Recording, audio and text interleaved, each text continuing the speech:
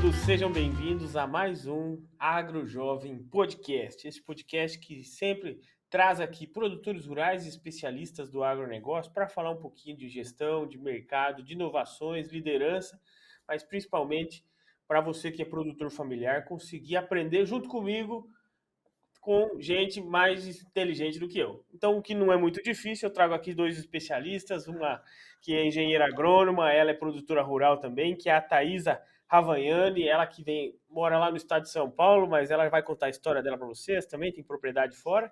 E o Herbert Pereira, ele que é engenheiro agrônomo, trabalha na Nutrien, está focado hoje lá em Rio Verde, no Goiás, mas também roda bastante aí, né? Eu gostaria de agradecer a presença de vocês dois aqui ao Agro Jovem. E se preparem que eu tô cheio de dúvida agora, tá? Então, sejam bem-vindos, Herbert, seja bem-vindo, Thaisa. Opa! Obrigada, Lucas. Obrigada aí pela oportunidade de estar aqui. É um prazer imenso. Não, eu que agradeço. Mas vamos deixar o pessoal conhecer um pouquinho vocês, eu também quero entender um pouquinho mais. Herbert, você hoje é agrônomo, trabalhando com Nutrien, mas qual que é a sua experiência no agro aí para nós entender? Porque o tema hoje, para quem está chegando agora, vai ser a dinâmica do mercado, tá? E isso é importante porque a gente vai falar de hedge, vai falar de barter, vai falar de algumas ferramentas financeiras, como que funciona o Mato Grosso, outros estados.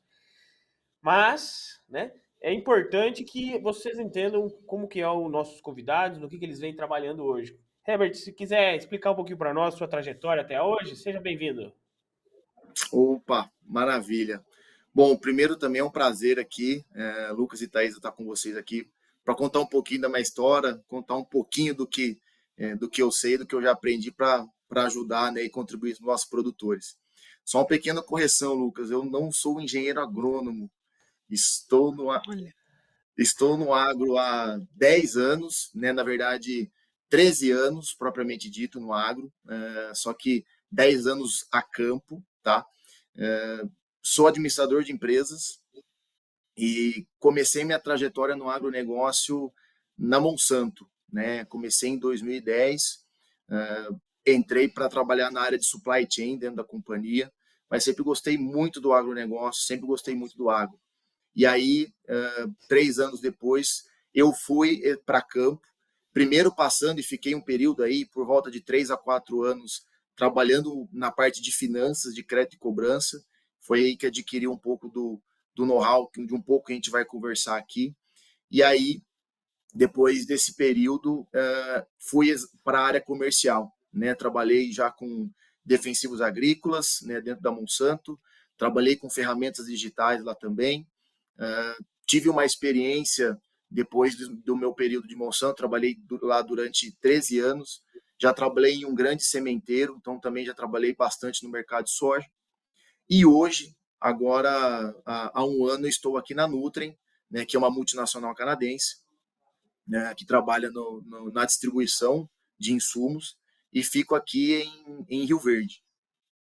Que bacana. Quando eu não erro o nome, o sobrenome eu erro a profissão. Isso faz parte aqui para eu me solidarizar, né? Para mostrar que eu não sei muita coisa mesmo. Mas que bacana de experiência, hein? Rodou bastante e tá aí na Nutrien trabalhando, fazendo, né? Mostrando um pouco dessa experiência e quem vai ganhar hoje com isso é com nós. E você, Thaís? É a vida. Oi? Mas está certo, Lucas. A vida do agrônomo é assim, né? Na verdade, eu que sou intruso, né? Eu sou administrador na vida do agrônomo e eu já me considero. Você viu, né, Né, galera? do Ele agrônomo, porque tá roubando vaga aqui, nossa. Já tem agrônomo hoje até em todos os campos possíveis, porque tem demais, né? Então, sim. Mas falta, hein? falta gente boa. E é isso aí que ele Falta. vem cobrir para nós aqui, né, Thaís? E você? Isso mesmo. Você hoje, produtora rural, influencer aí, tá inspirando as mulheres no agro, agrônomo. Você é agrônomo, você é agrônomo. E Engenheiro agrônomo, é isso. conta para nós, o que você faz, o que você fez, de onde você veio?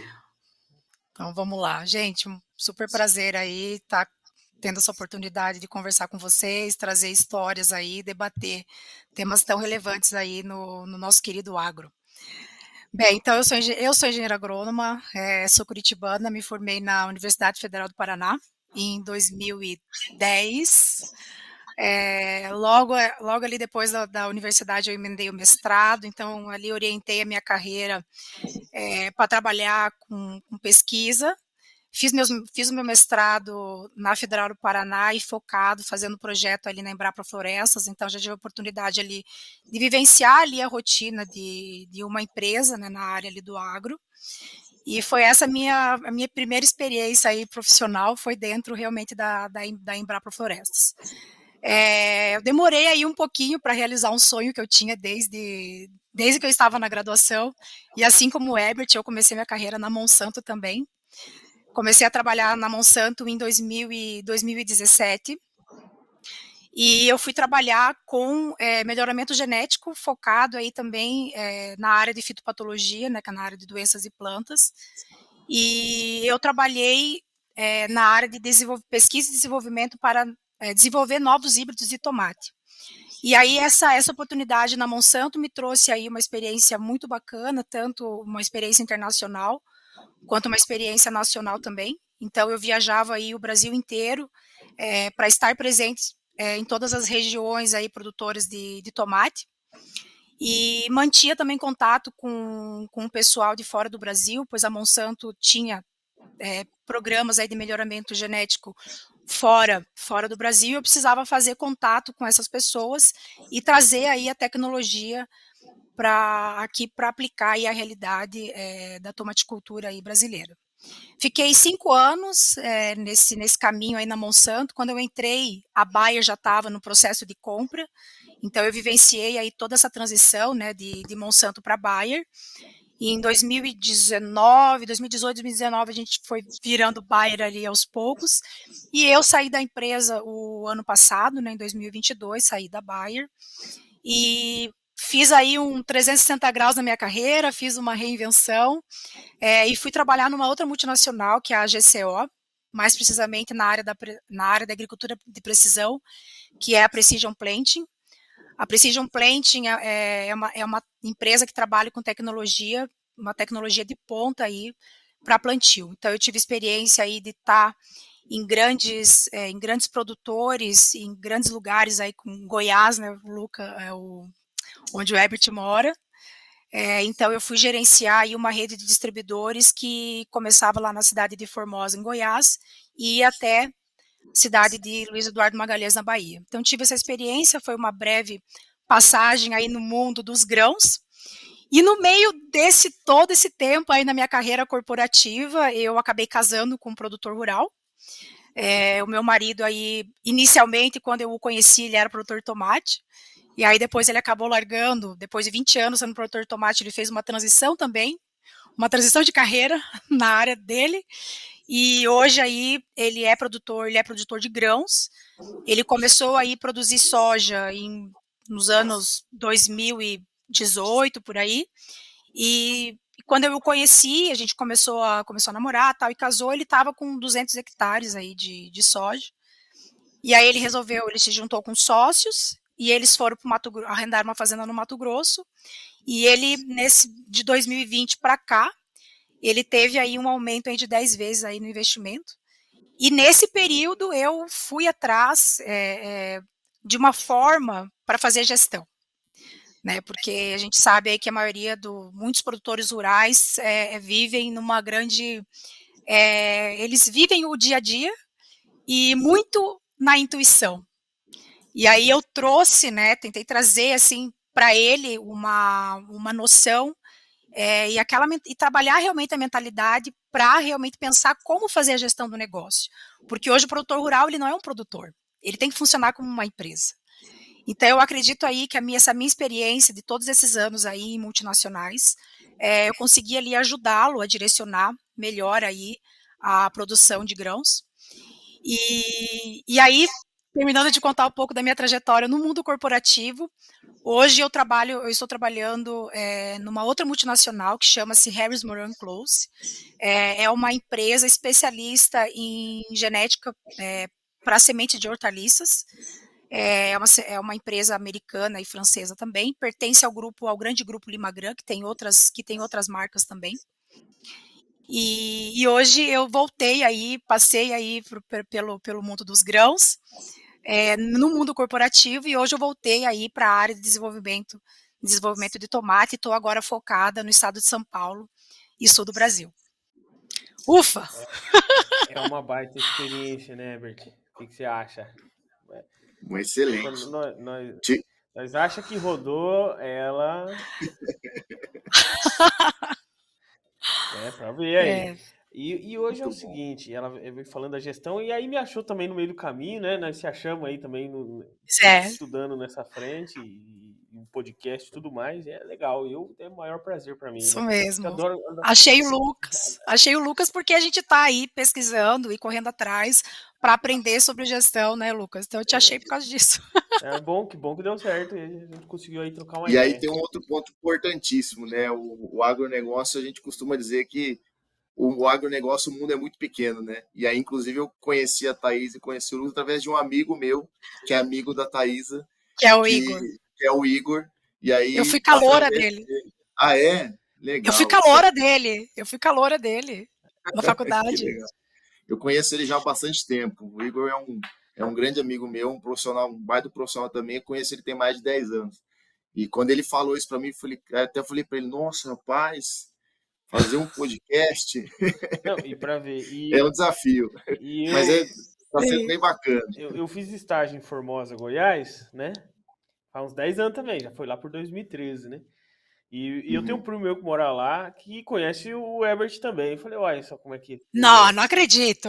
Não, Né? não, peraí, ô Lucas, eu não sabia que você tinha morado em Não, eu não Formosa. cheguei a morar, eu fiquei fazendo estágio um tempinho lá, curto lá, Ah, mês e mas pouquinho, assim. então, porque eu nessa empresa, na Precision Planting, quando eu fui gerenciar uma rede de distribuição lá, eu fiquei morando em Formosa. É, não, ele trabalha, ele Olha tem a lá. produzir lá, né, o Cleuber, Sim, conheço. Trabalhamos juntos também, eu e o Cleo. eu vou falar pra Coisa você, boa. agora tem uns clientes em Formosa também, esses dias eu passei por lá, eu falei, eu tinha que parar aqui, não deu tempo, tava indo pra Luiz Eduardo, né, mas tem que ir pra Formosa, gente, não vai ter jeito. Do Não ladinho tem do jeito. Brasília ainda, velho, não tem como escapar. Sim. Não, mas show, Ah, show. bom. O nosso assunto hoje é para entender um pouquinho da dinâmica do mercado.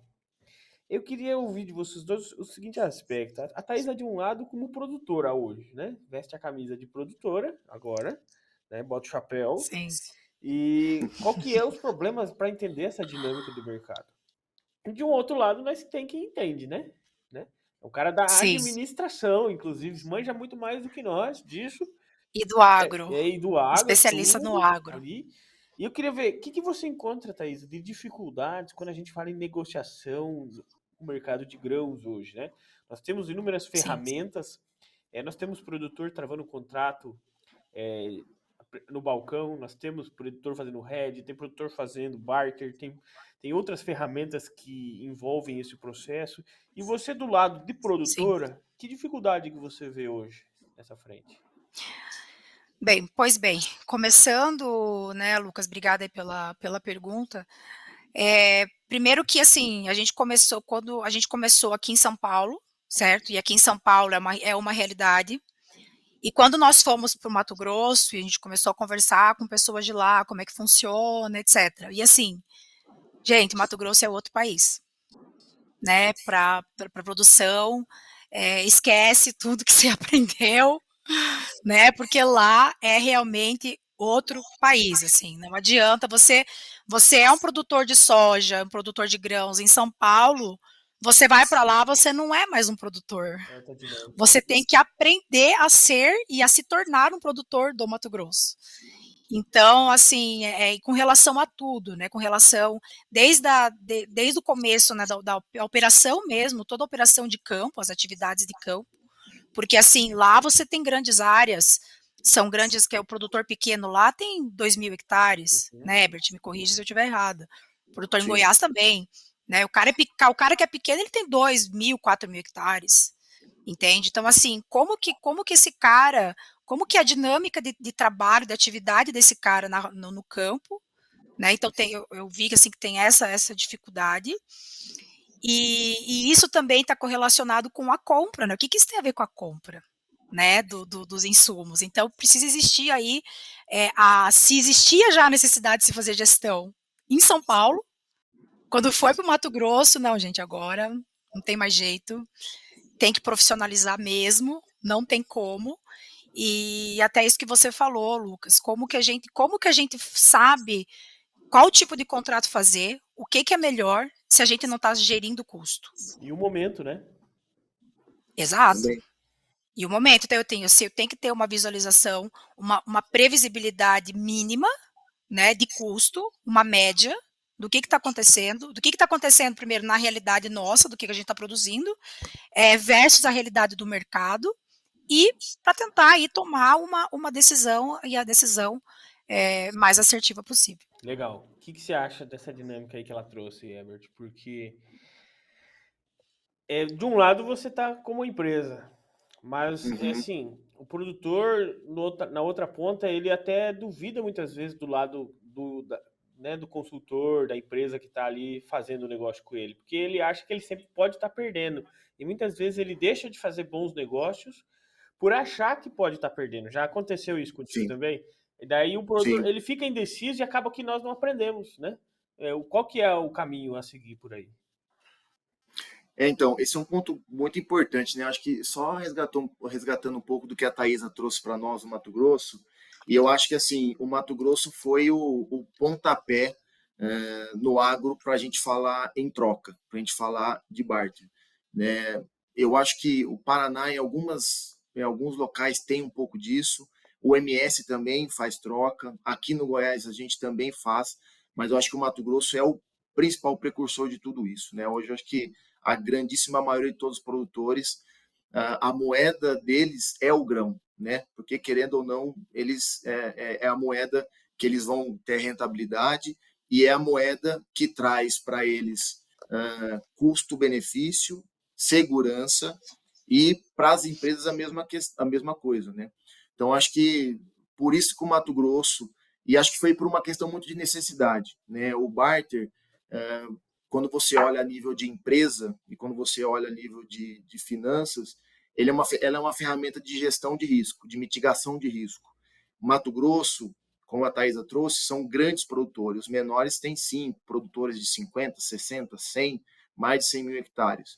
Como que esse produtor vai conseguir trabalhar em segurança só com o mercado financeiro, só fazendo compras em reais? Então, a troca veio exatamente por isso, né? E uma soma de fatores, né? Um estado que produz muito, então leva investimento. As grandes trades foram primeiramente para o Mato Grosso, então hoje todas as grandes, a maior operação delas disparadas é no Mato Grosso, né? E isso tudo corrobora para que a gente consiga trabalhar melhor essa relação de troca. E aí, quando a gente olha aqui assim, olhando um pouco do lado do produtor, com a minha visão, né? E o Lucas trouxe aqui para a gente, falou, Herbert, mas o produtor trava sempre na hora certa? E eu costumo dizer que o produtor sempre quer acertar o olho da mosca. Para ele, a mosca não serve. Para ele, serve o olho da mosca. Com certeza, E, com assim, certeza. se você for olhar historicamente, se você for analisar os dados, né, o produtor sempre fecha na baixa, a grande maioria das vezes ele fecha, ele trava os custos dele na baixa e compra os insumos na média e na alta. Se olhar o histórico dos últimos 3, 4 anos, normalmente foi assim. Por quê? Porque o produtor ele quer apostar, não bem apostar, mas o produtor ele entende, né? Ele olha a dinâmica, ele vê o preço como que está, vê alguns indicadores e sempre acredita, né, numa perspectiva de alta. E não necessariamente quando ele faz a compra, quando ele faz o aporte para comprar os insumos ou o maquinário, ele vai lá e trava. Por quê? Na parte da indústria, né, tanto na indústria quanto na distribuição, a moeda também é o grão. Então, assim, quando você fala de sementes, principalmente de semente, de acordo com o preço, obviamente não é 100%, né, não tem uma equivalência exata, mas tem uma influência muito grande entre o preço do grão e o preço do insumo, principalmente, principalmente sementes, né? E aí fertilizantes tem outras dinâmicas, mas também, né, é puxado para baixo ou puxado para cima de acordo com o preço do grão e defensivos e assim por diante também, né? Você vê até veículos, né? Hoje em dia você vê os produtores indo comprar veículos, comprar caminhonete, não só maquinário, comprar magnete, fazer barter, fazer troca. E olha lá, quantos sacos eu vou ter que dar para comprar essa caminhonete? Para você ver o tamanho da dinâmica que o barter pode proporcionar. Só que não necessariamente quando ele toma a posição da compra de insumo, ele trava o grão. Porque, por exemplo, né, eu acho que esse ano é uma escola e esse ano a gente viu muito isso, né? Os produtores olhando um pouco da dinâmica de mercado, né? O produtor a gente tá começando o ano lá, o produtor em janeiro, fevereiro está colhendo milho. Quando ele está colhendo milho, ele começa a comercializar e a tomar posições de compra para a safra de soja. E é um momento em que normalmente tanto soja quanto milho tem variações para baixo. E aí o produtor, para aproveitar, né, condições que as companhias levam, vão lá e fazem essa comercialização e compram a semente, e compram um fertilizante. Só que ele não trava o grão, ele deixa para travar o grão talvez depois, né, mais para frente com uma previsibilidade, analisando e vendo que o grão vai subir. Esse ano nós estávamos lá em janeiro, a soja 160, 150 reais, e hoje a gente tem a soja aqui em Goiás, né, particularmente na casa dos 110. E a tomada de posição do produtor de insumos foi com a soja 160. Se esse produtor, quando comprou o insumo, travou, ele travou a 160. Agora a gente está falando de um mercado de uma soja 115 que ele não paga mais aquele custo. Ou seja, se ele for, como ele descasou a compra do insumo com a venda do grão, a paridade dele perde eficiência, porque ele estaria uma paridade talvez de 21, 22 sacos, olhando para insumo lá atrás, e no preço do insumo, com a paridade agora, olhando para o grama 110, essa paridade pode pular para 30 ou até acima de 30 sacos, dependendo do manejo que ele escolheu. Então, é por isso que a gente brinca, né? Mas ao mesmo tempo, eu entendo, né? Eu entendo o seu lado, né, Thaís? Eu sei que não é fácil tomar essa posição, mas eu acho que a gente precisa é, levar esse tipo de informação para a gente ajudar o produtor, né? É que por momentos, quando você trava muito cedo, dá a impressão de que você pode estar ficando refém ali do mercado, correto? Sim, Mas por outro lado, olhando também, conhecendo como produtores vêm fazendo a gestão, quando você não trava isso, você fica refém do fluxo de caixa, porque você tem as contas para pagar e você começa a se forçar depois a ter que fazer as comercialização no momento onde que se todo mundo pensar igual, vamos supor assim, ou grande maioria pensar igual, o preço cai, né? E o outra, preço cai. nós estamos num momento de super safra de milho aí, né? E ninguém tinha vendido muita soja, é ou não é? É o que que acontece? Mas agora tem que limpar esses armazéns. Uma informação importante, Lucas, sobre essa questão da soja. Se a gente olhar a média dos últimos 5 anos, nesse momento agora, ao final de julho, a gente estaria com 73 a 75% da soja comercializada. A gente está com pouco mais de 60. São 15 pontos percentuais a menos, olhando para a Uhum. média dos últimos cinco Sim. anos. É muita coisa. O preço baixou, ele não quis se desfazer, mas agora tem que limpar os armazéns. E aquilo que Sim, a gente conversou, né, Lucas? A gente já teve essa conversa, né? O Brasil não tem capacidade Não para armazenar tem. tudo isso. A gente não tem essa capacidade de armazenar. E aí acaba que, por mais que você queira ali esperar para tomar uma decisão, chega uma hora ali que você vai ter que. ano você não encontra caminhão, porque o caminhão está entregando fertilizante, entregando semente, Meu entregando Deus do céu. defensivo, tá colhendo milho, e você às vezes quer vender a soja. Aí o preço Exato, do tem isso frete, também. você não encontra caminhão. Uhum, isso mesmo. Tem isso aí. Então, Tem tudo são isso para vários pensar. fatores, né? Vários fatores que vão Exato. influenciando. O produtor tem que se desfazer desse produto. Mesma coisa o milho, né? A gente tá.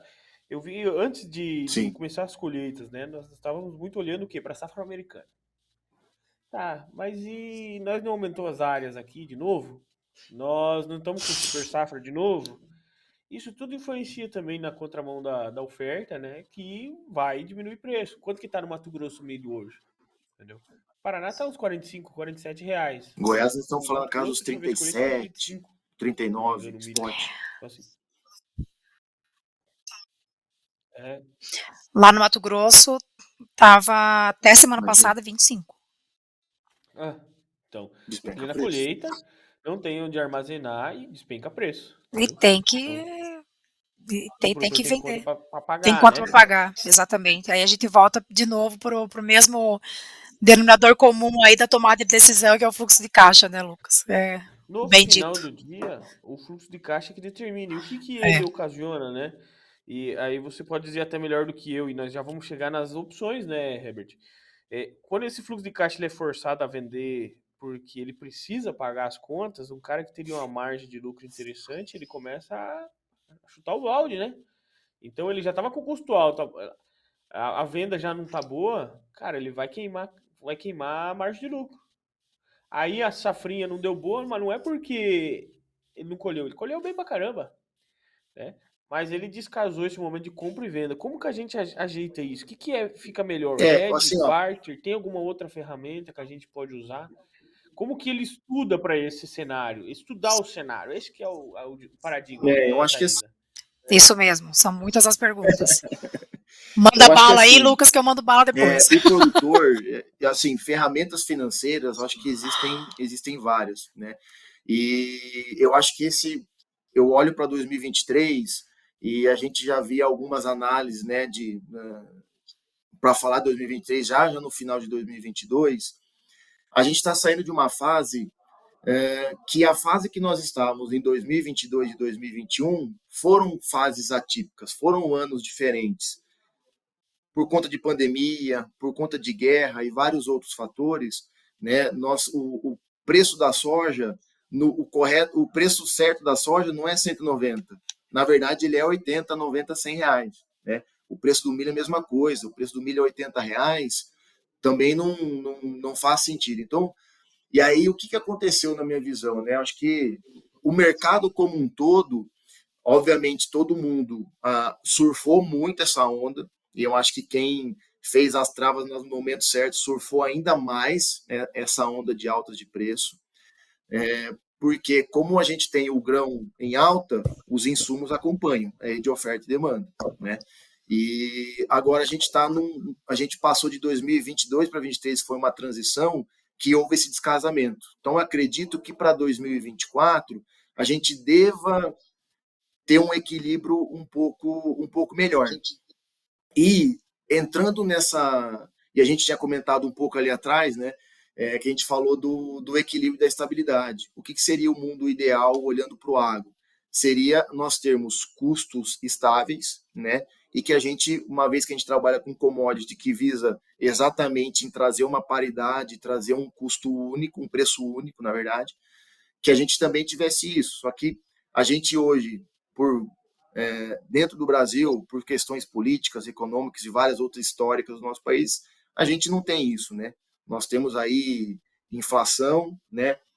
Temos taxa de juros, tem uma inflação, o dólar que puxa muito, né, o preço de insumos e não tem puxado muito o preço de grão, né? Tem puxado mais o preço de insumos do que o preço de grão.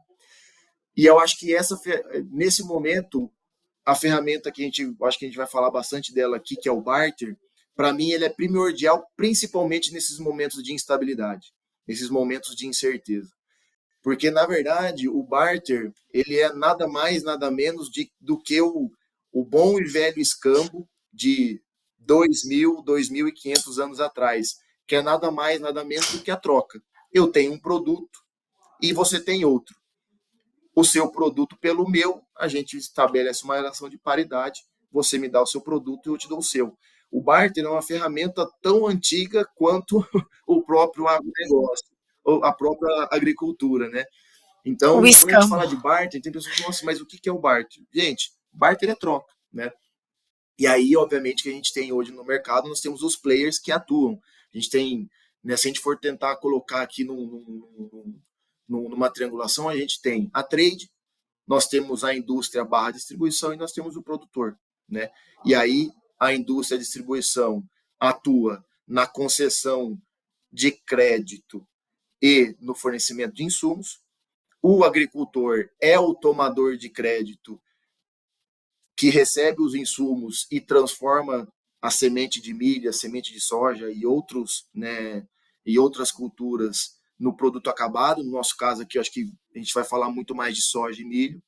E aí a gente tem a trade que está lá pronta para comercializar esse grão, né? Ou interno ou externo. E também tem outros, a gente olhando para a parte interna, nós temos outros players, né?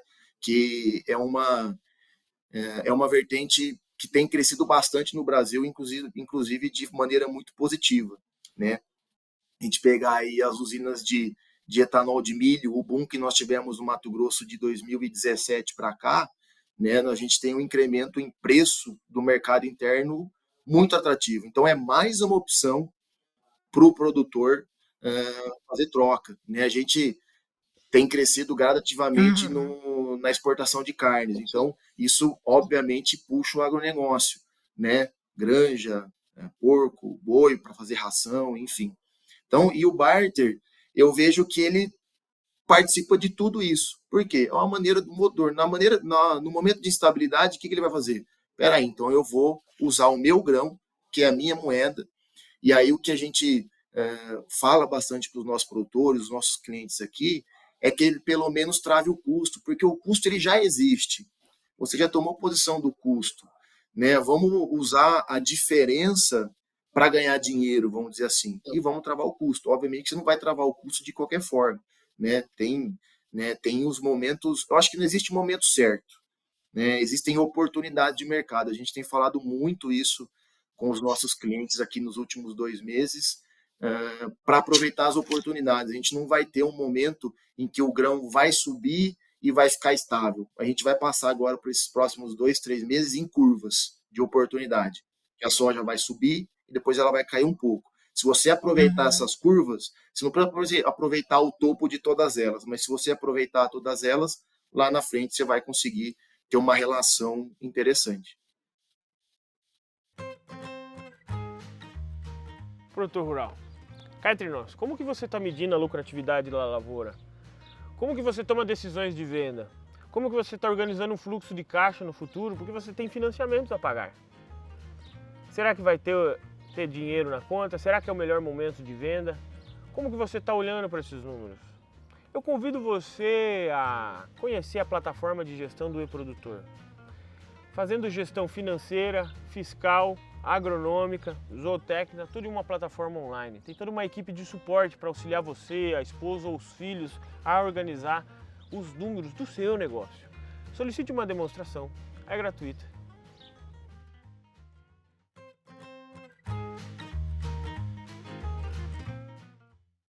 Muito bom. Essa é a dinâmica, né? E até porque o preço do grão, né, ele demora para chegar num momento de venda interessante, né? E o produtor na pressa ali da colheita, na pressa das contas a pagar, acaba forçando isso daí. E aí eu ia até comentar, né, pro produtor, né, Thaís, às vezes é mais interessante ele ter um mercado em baixa e um custo em baixa, que o risco dele é bem menor, do que estar num mercado de grão a R$ 160 o saco de soja à venda e o custo mais alto da história, que é o que a gente acabou de passar. O Exato. risco dele está lá em cima, na primeira tombada de que dá nesse Uhum. preço do grão, a gente está vendo o que acontece. Não paga, não vira mais. Ou seja, era um momento de muita euforia, Sim. né? E acaba se tornando um momento muito complicado para o produtor rural. É que o que acontece, que a gente observa é o seguinte, a soja chegou a quase R$ 200, né, bateu aí, né. Pessoal, a gente lembro muito bem, estava 190, o pessoal querendo fazer contrato, não, 190, 193, não, vou esperar chegar a 200, né. Meu Deus do céu, né, esse produtor lembrar dessa época, soja do quase R$ 200, e agora a gente está falando o quê? 105?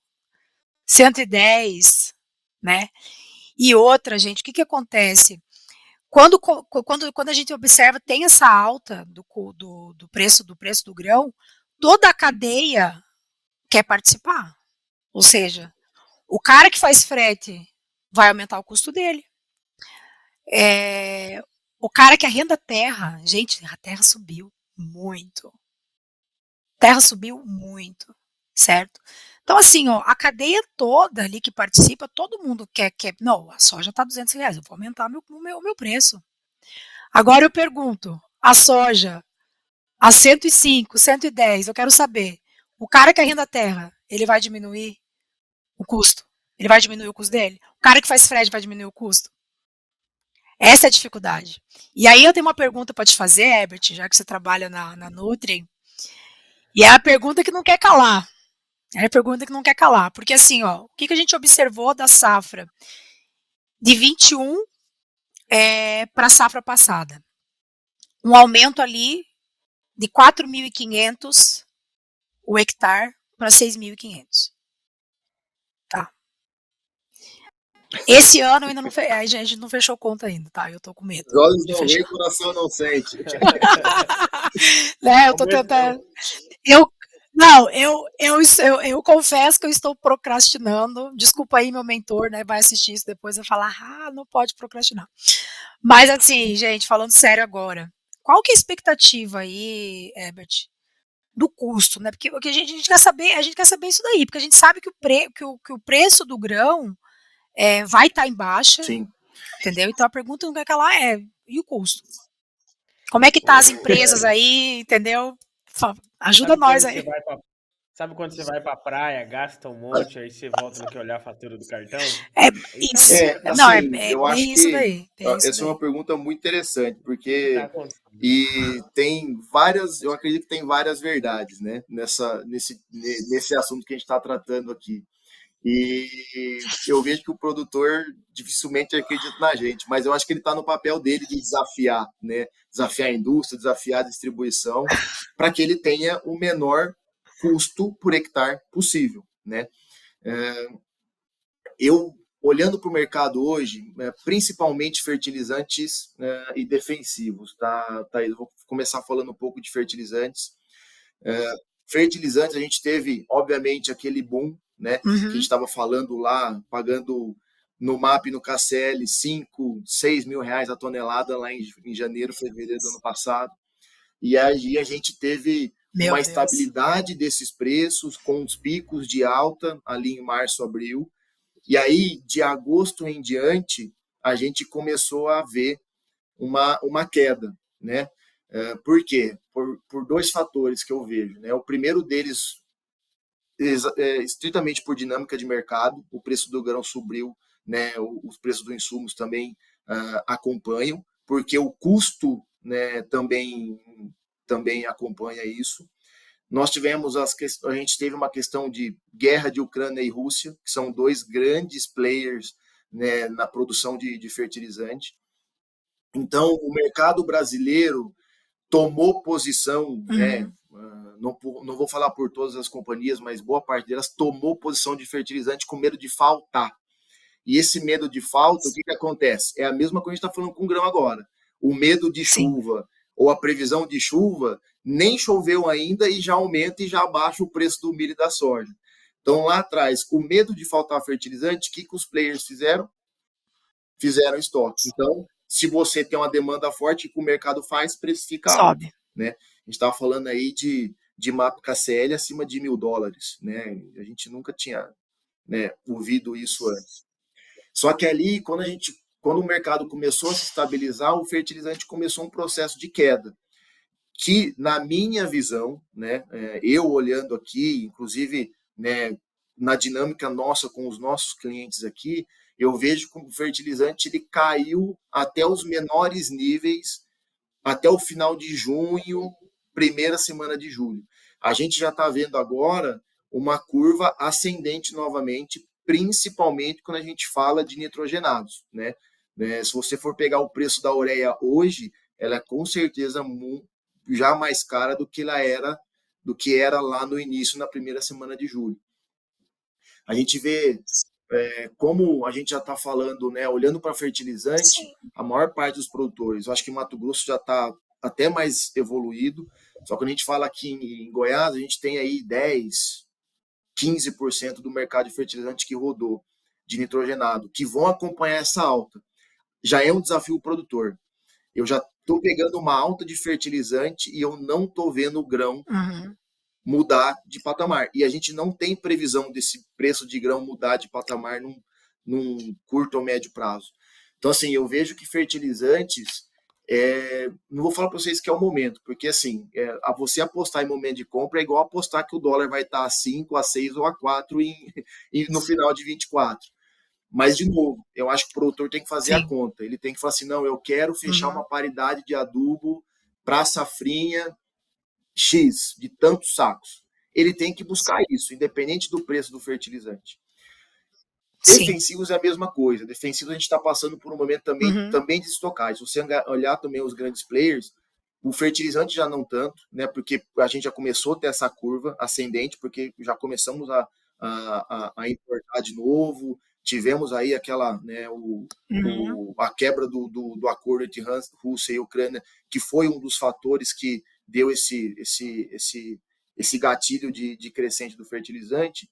Já o defensivo não. O defensivo, os canais também estão muito estocados, né? Porque a gente veio também de anos em que o produtor talvez tomou posição de compra de mais produto e também investiu mais, né? Que eu acho que na minha fazendo só um parênteses aqui, né?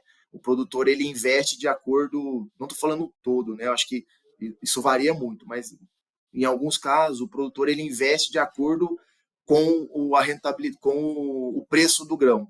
Se eu tenho uma soja de R$200, eu vou investir. Se eu tenho uma soja de R$100, eu não vou investir. Na minha visão, deveria ser o contrário. Porque você precisa, a soja de R$110, você precisa produzir mais soja para ter mais rentabilidade. Às vezes você tem que fazer caixa em algum momento. E Em assim, algum você vai momento fazer tem com que preço de fazer commodity caixa em baixo, você algum vai fazer momento, caixa né? como? Com produtividade alta. E você só faz produtividade alta com investimento. Né? E aí, defensivos, eu acredito que a gente está num momento de estabilização. Né? Se você for olhar, principalmente genéricos, né? Se você for olhar para defensivos, o glifosato, 2,4-D, DICOAT e outros, eu acredito que a gente chegou num momento de estabilidade e de que os canais estão terminando seus estoques já para tomar posições de recompra que na indústria são posições de recompra maiores do que eram no começo do ano, por exemplo, né? Agora, quando você parte para P&D, né, que são produtos das grandes indústrias, produtos, né, com patente de pesquisa e desenvolvimento, principalmente fungicida, também começou a ter uma leve alta, né? Ele vai voltar? Não sei falar para você, tá, Thaisa? Mas eu acredito que defensivos em geral também eu acho que está chegando num ponto de equilíbrio. Algumas questões vão ficar um pouco mais alto, em alguns momentos talvez alguns produtos vão ficar mais altos e outros mais baixos, mas eu acredito que a gente está chegando numa estabilidade.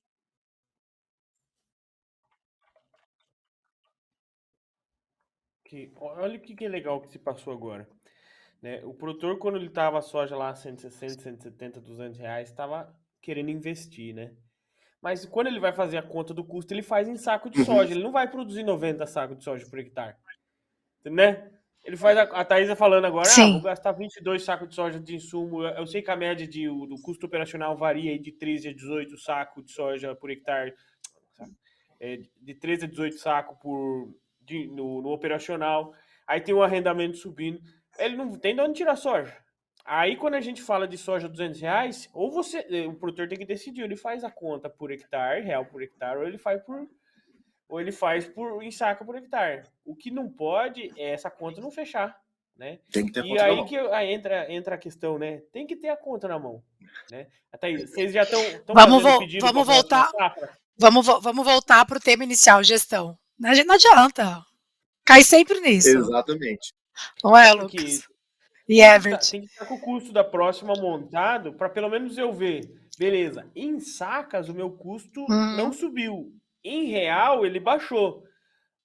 Mas pera lá, no final do dia o mercado Sim. tá se comportando de acordo, vai sobrar igual. E uma outra coisa muito importante também, com essa questão do barter, quando você usa então o teu grão como uma moeda de troca, olha só, né, a gente precisa entender que a gente tem que produzir, né? Então, assim, quanto que vai o custo é o mesmo, certo? Aí a preocupação é a rentabilidade, porque daí eu fiz aquele contrato lá em grão, eu preciso pagar em grão, e se eu não produzo? E aí, se eu não tenho essa dinâmica, né, tanto aliando aí tanto a gestão para compra de todos esses insumos, né, no momento certo, etc. E também juntar isso com todas as operações, as atividades aí que a gente tem no campo, para no final das contas produzir, rezar também para São Pedro, para chover na hora certa, parar de chover na hora de colher, todas essas coisas, né? Trouxe um ponto Tem que importante. pagar Tem em que pagar grão. em grão isso? É, tem que pagar em grão. É por... E aí? E se não produz? E aí, uma pergunta, Herbert.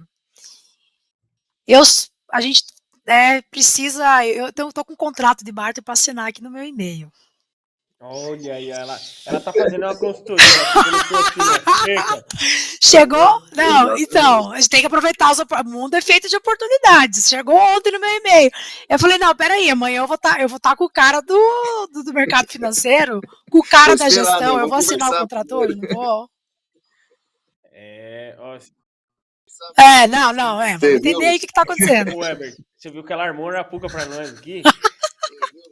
Eu não É, armei, eu não armei, foi coincidência. Mas enfim, Herbert, como é que funciona o É um ponto seguro importantíssimo, para ô, esse tipo de Thaisa. E contrato? aí, o seguro, ele hoje é uma ferramenta que eu acredito que, obviamente, né, ela vai variar de produtor para produtor do nível de capitalização dele, né? Porque a gente tem produtores que têm uma safra e meia dentro do silo.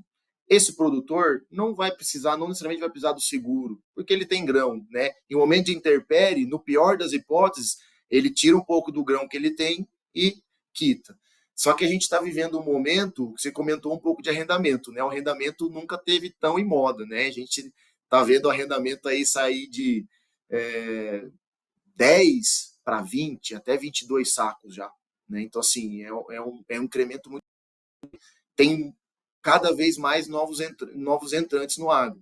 E eu acho que o seguro agrícola, quando você fala de barter, ele é uma ferramenta importantíssima.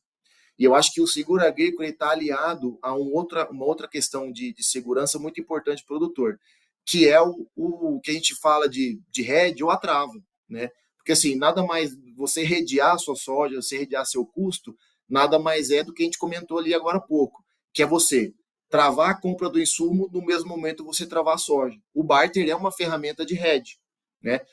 E aí, só que ao mesmo tempo, você também não pode também travar muito mais do que o seu custo inicial, porque a gente pode passar por intempéries, né?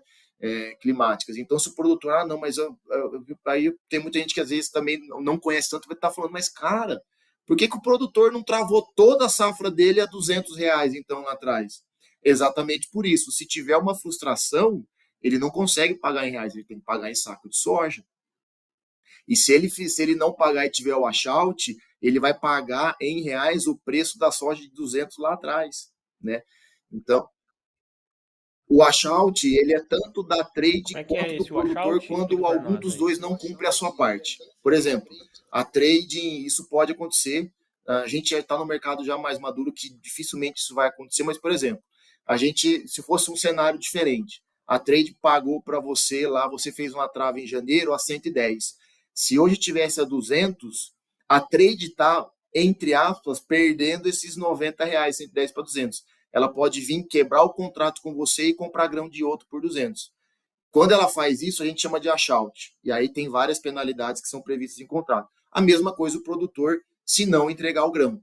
Fala assim, não, eu não vou entregar a 110 porque eu vou vender a 200 para o outro. Não. Então são ferramentas de segurança para garantir tanto o produtor quanto o trade, né, que cada um seja beneficiado de acordo com aquele contrato.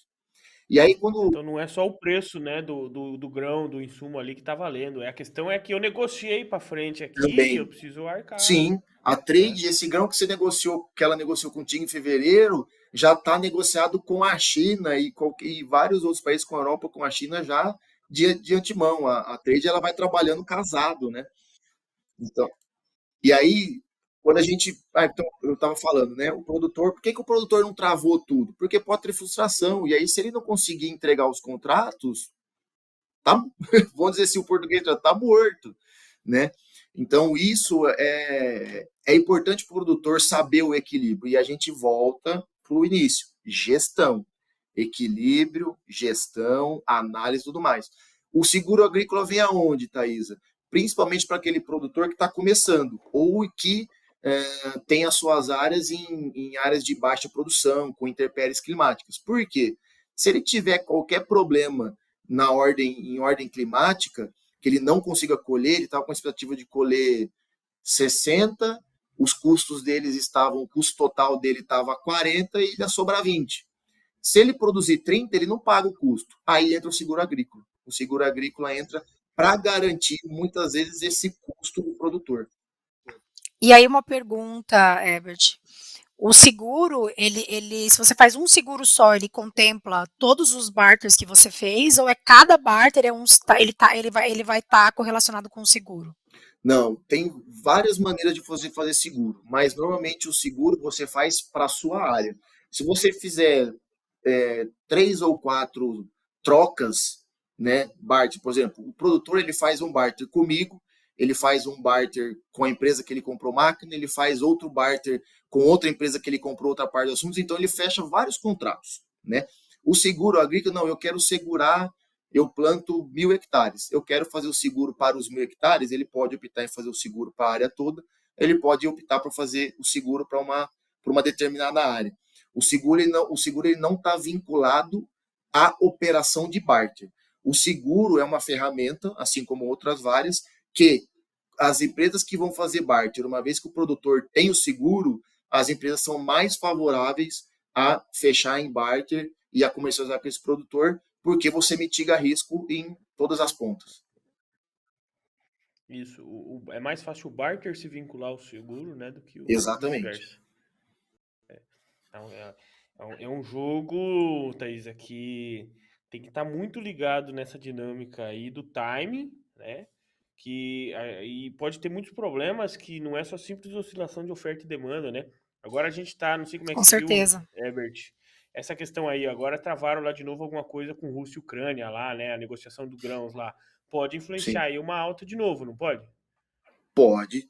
A gente está vendo a alta de fertilizantes e essa curva da soja que chegou a bater 115, 116 aqui poucos dias atrás, é exatamente, e como eu falei, aí são as curvas, né? São as curvas de oportunidade. E qualquer coisa que acontece no mercado, ele é muito sensível, né? Tanto para cima quanto para baixo. O melhor tipo de negociação acaba sendo, Thaís, você que tem, assim, se tiver grão em estoque, né? Vai vendendo parceladinho, né? Vai tentando fazer média ali assim. Exatamente, Porque no Lucas. Você falou a pior, palavra, fazer média. Parceladinho médio. vai Exato. fazendo parceladinho, porque todo mundo quer acertar o da mosca, né? E assim, o risco tá no do produtor e não no da mosca. Não, Entendeu? o Herbert, né, boa. O Herbert falou uma coisa muito que é assim, o produtor, eu acho que a cabeça assim do produtor é aquilo. Nossa, não tô levando vantagem, não tô levando vantagem, tô na desvantagem, tô na desvantagem. Então ele tá sempre ansioso pro momento que ele vai estar na vantagem, né? É o que eu vejo, né? Isso é para produtor de grão, produtor que a gente tem, eu tenho como cliente produtor de tomate, produtor de hortaliças. Então, o produtor é isso, né? Ele tá ali querendo, igual o teu olho que você falou da mosca, ele tá ansioso para pegar a, qual que vai ser a vantagem para ele. Muitas vezes não vai ter aquele momento, nossa, esse momento aqui, pá, esse momento é a minha vantagem. Mas aquilo que o Lucas falou, se você for, Exato, se você tiver constância,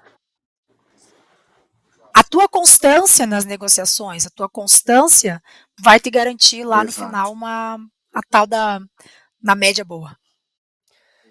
Mas por isso que daí tem que fazer a conta para ver se essa média tá melhor que a média do ano passado. Exato. E aí, mais do que falar do custo, como a gente está falando aqui, a gente está tratando agora o grão como uma moeda, mais do que eu estou preocupada com o custo, eu tenho que estar preocupada do que eu vou produzir, né? Exatamente. Porque eu vou gerar dinheiro com o que eu produzir. Entende? Então, assim, isso é um pouco assustador, porque Nosso caso agora lá no Mato Grosso é primeiro ano, agora vai para a segunda safra, teve área que abriu, etc. Então, assim, não são áreas Uhum. uniformes, já tem vem implantando soja, né? Então, é todo um trabalho e também lá no Mato Grosso você não planta soja. Você é um produtor que você tem um sistema produtivo. Então, como que você vai gerir a tua fazenda ali? Quais são as culturas que você vai colocar para você conseguir realmente pagar o que custa a terra, né? Porque lá nós temos a fazenda arrendada, então se você tem que pagar esse custo. Enfim, daí você tem que optar aí pelo melhor Uhum. sistema produtivo, né? Tem que cuidar dessa questão do arrendamento lá, Thaís, aí agora já é um conselho mesmo. É uma coisa você tocar 2.000 hectares e arrendar 400. Se der ruim, você tem que marcar. Outra coisa é você plantar 1.000 e arrendar 900. Que é uma verdade cada vez mais crescente, né, Lucas? Entendeu? Porque, tipo assim, e outra, os aventureiros da agricultura que foram abrindo áreas, deixando tudo no preço que tá hoje, tá? Os aventureiros, é gente que não conhecia do agro, entrou porque tinha dinheiro, pagou o preço que tinha no caixa, elevou o preço do arrendamento, de um monte de coisa. Aí o produtor, que também quer aproveitar esse mercado, Piauí, Pará, Tocantins, todo mundo quer, né? Aí tem que pagar o preço de mercado agora. O aventureiro foi lá e Exatamente. bancou a conta. Só que agora, e agora? Entendeu? Agora, aí essa conta você coloca lá 22 de insumo, de custo com insumo. Você bota mais Nossa, 13 de operacional. meu Deus do Tem céu. gente botando 18, 20, 25 de arrendamento. Você é só ver quanto que vai sobrar. E esse risco todo é no produtor. Sim, se o produtor não produzir, né, eu acho que e a palavra que Tem que quando produzir. eu olho para a agricultura, acho que a palavra depois de gestão é investimento. O produtor investir no solo, investir em uma área, em comprar a área certa, arrendar a área certa, negociar bem e investir em insumos, né, investir no manejo, eu acredito que junto com a parte financeira, que é o barter e a trava, é a melhor maneira dele se assegurar de um prejuízo. Por quê? Como eu falei, ele não pode se apegar ao preço, ele tem que entender, não, peraí, eu quero produzir para ter, na média, uma rentabilidade de X sacos por hectare por ano de soja e X sacos de milho por hectare por ano. Se essa soja, ela tá, esses 5 sacos valem 110 ou valem 200, ele vai ganhar mais em reais ou menos em reais, mas ele vai estar sempre ganhando, né? Eu acho que esse é o ponto-chave. Ele tem que estar sempre muito bem ali alinhado com esses custos, né? Os custos, e hoje em dia, ah, o quanto você aumenta, se você aumentar a cada um saco que você aumenta de investimento, você não aumenta só um saco em produtividade, você pode aumentar em até 2 sacos, né? Se você fizer um investimento de, sei lá, de 26 sacos, é um custo, é uma produção, obviamente, né? Com toda a conjuntura de em temperatura e pressão normal, o investimento é que vai fazer a diferença. Se você tiver um custo de 28, 29, 30, que é alto investimento, você vai ter uma produtividade. Se você tiver um custo de 25, 24, é uma produtividade. Se você tiver um custo de 19, 20, que é baixo investimento, você vai ter uma outra produtividade. Só que assim, a gente saiu de baixo para alto em 10 sacos, que pode ser 30, 40 sacos na produtividade. Mas tem que lembrar que a vaca cara não dá 4 bezerros também. O negócio ele tem um Isso, teto, né? você. O Exatamente, produtor. esse falou um outro ponto. Então, de novo, né? O que a gente falou lá atrás, mas então por que, que o produtor não vende tudo? E agora, a gente fala, por que, que o produtor então não compra tudo do bom e do melhor? Depende. Depende da região que ele está, depende da área que ele vai plantar. Então, o produtor ele vai ter dentro do próprio negócio dele áreas de alto, de médio, de baixo investimento. E aí, de novo, a gestão e o conhecimento da terra dele, conhecimento do manejo dele são importantíssimos. E isso, quem tem, é só o produtor. Ninguém mais tem. Exatamente. Ele tem que estar em cima, né? Isso que a gente não tá nem lembrando aqui, daí a Thaís vai saber melhor que nós. que o que sobra de soja é o que ele usa para pagar o financiamento depois. Que não tem a ver com o custo operacional, custo, manutenção, combustível, essas coisas. Não tem a ver com o insumo e nem com arrendamento. É o custo para bancar o investimento que ele fez em outros anos e agora tem que pagar a parcela. Tem que sobrar para isso ainda, tá? E o que sobrar disso depois é para ele gastar. Aí, de novo, vamos lá, Lucas, a gente volta no, né, em duas palavras-chave aí, né, que é a gestão e o fluxo de caixa. Então, o produtor que consegue hoje aí se organizar e ter aí um fluxo de caixa, automaticamente ele tem um poder maior sobre o momento que ele vai negociar o grão dele. Porque daí ele não vai sofrer a pressão do que ele tem para pagar. E aí ele, naquele momento, ele tem que vender a soja dele, não importa se tá. Ele não vai olhar mercado, não tem por olhar mercado, ele não tá nesse nível de olhar mercado, por quê? Porque ele tem que pagar conta. Então, assim, quando você tá sempre nessa condição de estar pressionado, porque você tem o tal do financiamento para pagar, que é o que o Lucas está falando, e aí você não tem um fluxo de caixa ali para gerir isso, você não consegue aproveitar essas oportunidades, e aí, no fim das contas, você não conseguiu trabalhar uma margem de rentabilidade do teu negócio. Ô, Herbert, respondemos a primeira pergunta. Demorou uma hora, mas agora deu para entender a primeira pergunta. Por que que o produtor sempre fecha no pior preço? Entendeu? Ó, e a gente nem combinou, hein, Lucas? Eu acho que eu tive uma aula com o Lucas antes, viu, Herbert? É? Entendeu? Porque ele fecha no pior preço por causa disso. Ele descasa lá na frente outras coisas, tá? Que já não tem mais a ver com o insumo em si. E é outras coisas, ele descasa os pagamentos, ele é forçado a ter que entrar em negócios, né? E aí ele acaba. E como ele sempre quer acertar o da mosca lá, complica a jogada, né? Então, assim, se a gente pudesse deixar uma lição para esse produtor, você como olhando à frente da agroindústria, né? Porque também é muito esperta com isso, é muito organizada, é profissionalizada, mas do outro lado a gente quer ter bons parceiros, bons clientes, bons amigos que a gente faz no agronegócio, né? Que é o produtor rural ali na ponta. E se todo mundo ganhar, querendo ou não, nós estamos unidos nessa, né? Então, assim, nós temos um mercado de dólar, que é hoje, no dia dessa gravação aqui, para quem não conhece, nós estamos no final de julho, é a mínima do último ano, o dólar, né? Nós temos um mercado de grãos chileno, a Rússia com a Ucrânia estão brigando ainda, e aquilo pode ter consequências, talvez não tanto quando começou a guerra. Nós estamos saindo de uma super safra de milho, né? Influenciando o preço e enchendo os armazéns, que força uma retirada da soja, de certa maneira. Então, assim, qual que é a lição que a gente deixa para esse produtor a partir de agora? O que você acha? Vou deixar pro ti, vou deixar a Thaisa finalizada aí, né? Porque ela tá braba. É que eu tenho que assinar Eu aquele acho que contrato lá, ainda. Fazer uma reunião de emergência eu acho agora, convocar uma que reunião de para tentar emergência agora. resumir, eu acho que aí tem só um ponto que me vem à mente. A gente estava falando um pouco antes, e eu acho que é uma tônica que ela vai entrar cada vez mais no dia a dia do produtor, que é a sustentabilidade, né?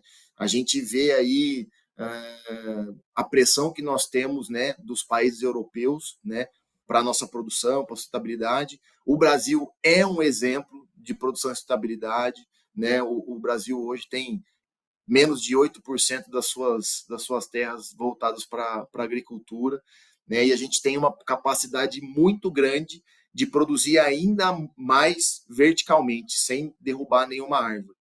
E isso eu vejo que vai ser o produtor, e é assim, gente, isso, na minha visão, é oportunidade de negócio, né? O produtor que tiver essa sacada e entrar nesse meio de sustentabilidade, em linhas de crédito verde, mercado de carbono, esse produtor ele vai estar cada vez mais seguro e vai ter cada vez mais rentabilidade. Porque hoje, se a gente for olhar as linhas de carbono e as linhas de crédito verde, estão pagando muito mais do que as linhas tradicionais, e principalmente quando a gente fala de financiamento, quando a gente fala de ingestão de dinheiro e de investimento,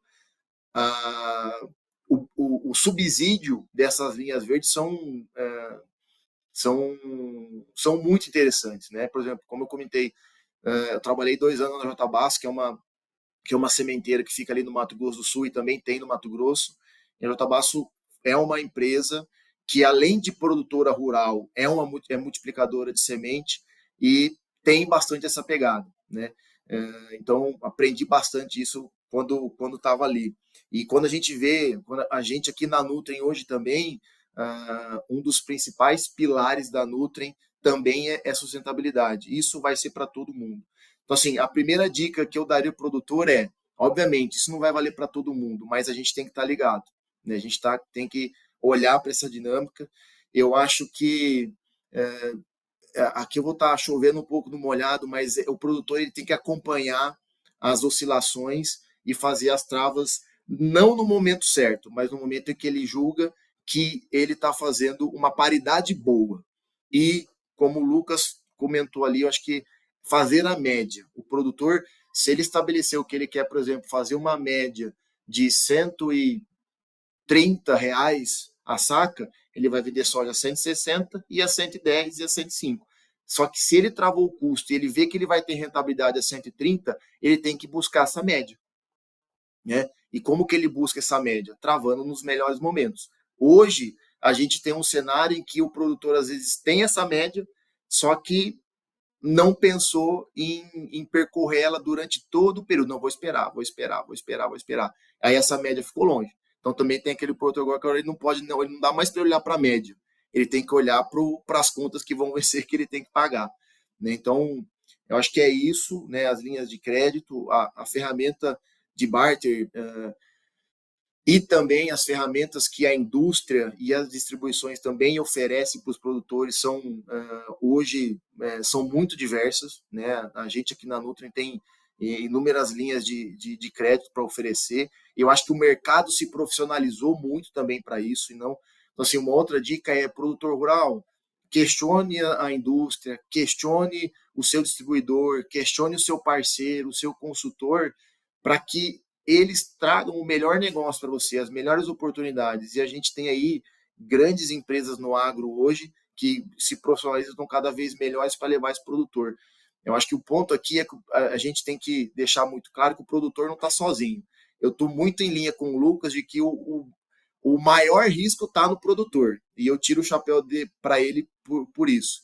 O risco está maior nele, só que o risco é da cadeia como um todo e a ponta principal é o produtor.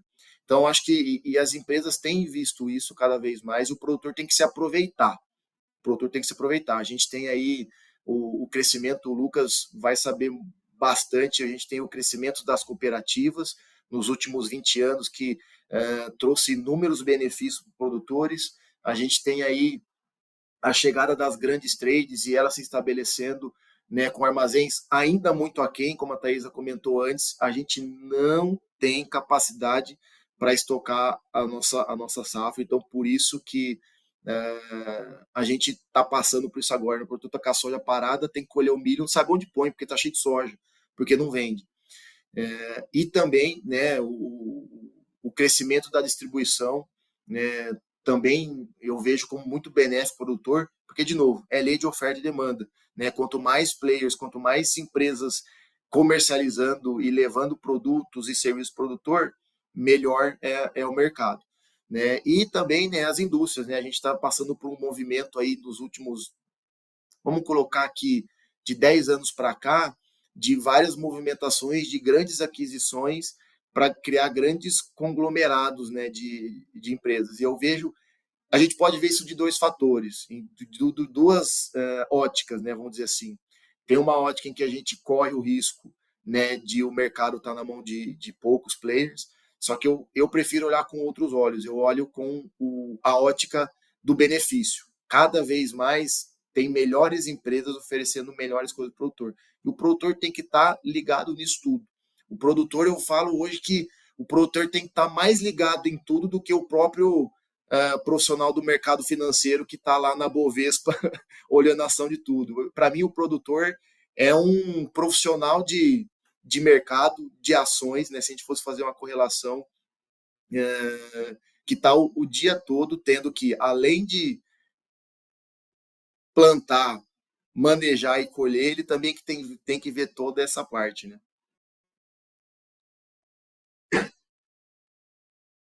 Exatamente. O negócio dele tá mais fora do campo do que no próprio campo. Embora, claro, sem aquilo não se vive, Uhum. mas é o lugar, né, Thaís, onde ele já domina há muitos anos. É claro que todo mundo quer aumentar a produtividade, todo mundo quer baixar, Sim, trabalhar a melhor rentabilidade na produção, diversificar e tudo mais, mas ele tá lá, desde o começo ele entende o que ele tá fazendo no campo. sim, Agora, fora do campo é um desafio, porque tudo está mudando, tudo tá. O mercado oscilando demais, as variáveis que influenciam são gigantes. Você vai olhar para a mídia, a gente fica perdido olhando para a mídia. Ontem eu fui ver os canal de notícia do agro, eu falei, cara, mas não tá legal o que estão falando aí, sabe? Não tá certo. E assim, e o produtor entra, né? Ele vai acreditando, né? Thaisa, o que que você acha? O que que nós deixamos de lição para esse produtor? vamos lá, né, gente, tem a lista, um fechamento. Gente, eu acho que tudo que a gente estava falando, para resumir, o que eu falei lá no início, eu vou falar aqui no final, que é o seguinte: o produtor hoje, ele precisa, passar por uma mudança de mentalidade, tá. Esse eu acho que na minha visão, esse é o mais difícil. Por que a mudança de mentalidade? Porque a produção, a agricultura, ela mudou demais, certo? Eu vou colocar aqui o exemplo do meu marido, né, porque não tem como. Meu marido veio de uma família de produtor, então assim, ele viu o pai dele produzindo, e ele viu o pai dele ganhando dinheiro, ele viu o pai dele se profissionalizando, mas se profissionalizando de uma outra forma, porque viveu uma outra época. Então é aquele profissionalizando naquela maneira mais intuitiva, certo? O que alguns anos atrás deu certo. Aí eu lembro da fala lá, Lucas, do nosso amigo lá do Real, que falou do Ronaldinho Gaúcho, né? Aham. Então, assim, o Ronaldinho Gaúcho, eu vejo que o meu sogro foi um Ronaldinho Gaúcho, porque sem aí um grau de instrução, ele deu certo, certo? Só que ele viveu numa outra época. Hoje nós estamos falando aí agricultura 5.0, né, Lucas? E assim, qual que é a mudança de mentalidade mais importante? O produtor precisa funcionar como uma empresa.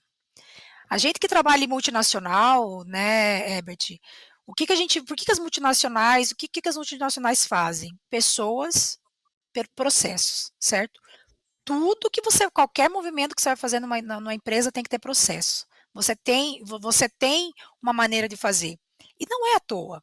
Entende? Porque a empresa precisa ter realmente o controle do que as pessoas estão fazendo, por que estão fazendo, e tem que existir isso. Então, o que eu vejo, primeiramente, o produtor precisa mudar de mentalidade e pensar assim: poxa, peraí, eu sou uma empresa. Quando ele é uma empresa, ele precisa do quê? O que uma empresa precisa para funcionar? Pessoas. E o que nós estamos vendo hoje na agricultura, quando a gente conversa com o produtor de qualquer coisa hoje? A gente está vivendo uma crise de mão de obra, certo? A mão de obra, a melhor mão de obra que temos nas lavouras, na roça e no campo, essa mão de obra está envelhecendo. E isso preocupa demais, entende? Porque a gente pensa, poxa, o que, que nós vamos fazer? O que a gente vai fazer com esse pessoal? Então, assim, o, o ponto principal do desafio do produtor é realmente achar pessoas é, e ele profissionalizar o negócio dele, colocar as pessoas certas nos lugares certos. E eu vejo que, dentro desse contexto, o mercado aí de consultoria está crescendo muito, né? Acho que o produtor, assim, o produtor não vai sair aí fazendo curso disso, daquilo, lá. Mas ele vai ter que contratar gente que conhece, certo? Hoje mesmo nós temos um consultor, né, que ele tem aí uma vasta experiência, tanto no mercado corporativo quanto em campo e atividade.